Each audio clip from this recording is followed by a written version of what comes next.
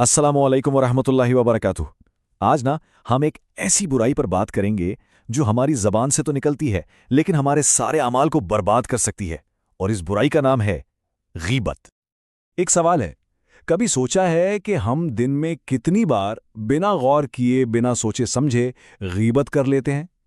ये एक ऐसा सवाल है जिस पर हम सबको ठहर कर सोचना चाहिए।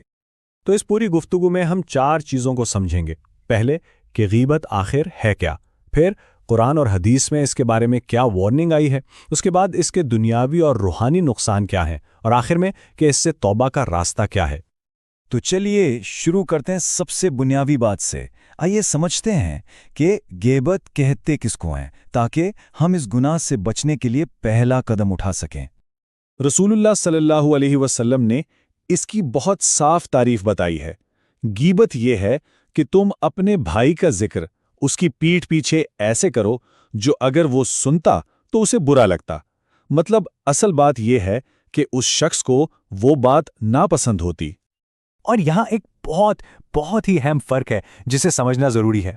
अगर वो बात सच भी है ना, तब भी वो गीबत है, लेकिन अगर वो बात झूठी है तो फिर वो बहतान है, यानी इल्जाम, और वो गीबत से भी कहीं बड़ा गुनाह है।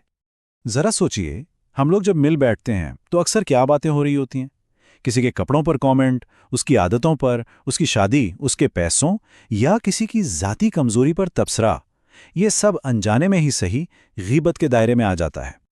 चलिए अब आगे बढ़ते हैं और देखते हैं कि इस्लाम के जो बुनियादी माखज़ हैं, यानी कुरान और हदीस, वो इस गुनाह की संगीनी के बारे में हमें किस तरह खबरदार करते हैं।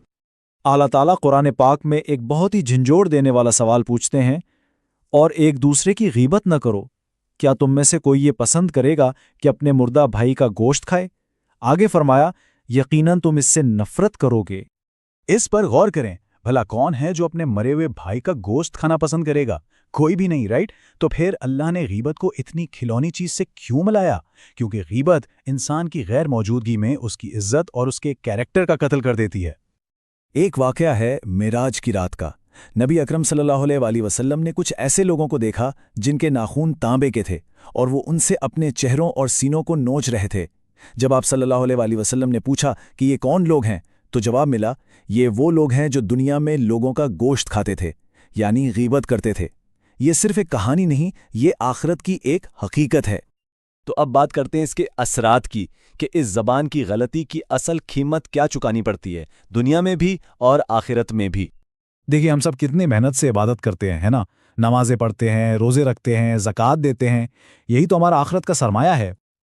लेकिन ज़रा तसव्वुर कीजिए, हदीस में क्या खबरदारी दी गई है कि क़यामत के दिन गीबत करने वाले की सारी नेकियां उस शख्स को दे दी जाएंगी जिसकी उसने गीबत की थी, और अगर नेकियां ख़त्म हो गईं तो उस मजलूम के गुनाह इसके सर डाल दिए जाएंगे। सोचिए तो, सालों की इबादत सिर्फ ज़बान की एक गलती से ज़ाया हो जाए, इससे बड़ा खसारा और क्या होगा? और इसके नुकसानात सिर्फ आखिरत तक महदूद नहीं हैं। इसी दुनिया में गीबत रिश्तों को तोड़ देती है, लोगों का भरोसा ख़त्म कर देती है, दिल से सुकून छीन लेती है और ज़िंदगी से बरकत उठा देती है। ये नफ़रत का वो बीज है जो आहिस्ता आहिस्ता पूरे माशरे को खोखला कर देता है। इतनी तबाही के बाद सवाल ये है कि क्या कोई बचने का रास्ता है? अल्लाह की रहमत से बिल्कुल है। चलिए अब आखिरी हिस्से में तौबा और हिफाजत के रास्ते को समझते हैं, जो उम्मीद की किरण है। अगर हमसे ये गुनाह हो जाए तो सच्ची तौबा के लिए 4 काम लाजमी हैं। पहला, फौरन अल्लाह से माफ़ी मांगें। दूसरा, दिल से अपने किए पर शर्मिंदा हों। तीसरा, पक्का अहद करें कि आइंदा ये गलती नहीं दोहराएंगे। और चौथा, जिस शख्स की गीबत की है उसके लिए अल्लाह से खैर की दुआ करें। हमेशा याद रखें, जुबान जिस्म का एक छोटा सा हिस्सा जरूर है, लेकिन इससे होने वाला गुनाह पहाड़ों से भी ज्यादा भारी हो सकता है। तो आइए आज हम सब मिलकर एक अहद करें, या तो हम हमेशा अच्छी और फ़ायदेमंद बात करेंगे, या फिर हम खामोश रहेंगे। यही नबी करीम सल्लल्लाहु अलैहि वसल्लम की तालीम है और यही निजात का रास्ता है। अल्लाह ताला से दुआ है कि वो हम सबको अपनी ज़बान की हिफाजत करने और इस बड़े गुनाह से बचने की तौफीक अता फरमाए। आमीन। अस्सलामु अलैकुम वरहमतुल्लाह।